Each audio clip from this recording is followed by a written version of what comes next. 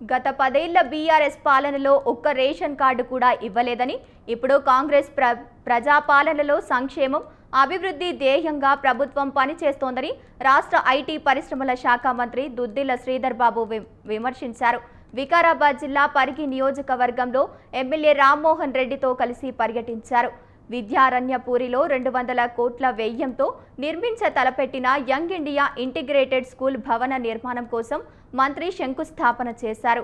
అనంతరం దోమా మండల కేంద్రంలో అర్హులైన వారికి రేషన్ కార్డులు, మహిళా సమైక్య సంఘాలకు చెక్కులు పంపిణీ చేశారు. ముఖ్యమంత్రి రేవంత్ రెడ్డి రాష్ట్రంలోని మహిళలను కోటీశ్వరులను చేయాలనే సంకల్పంతో ప్రతి పథకం మహిళ పేరుతోనే ప్రారంభిస్తున్నామని తెలిపారు.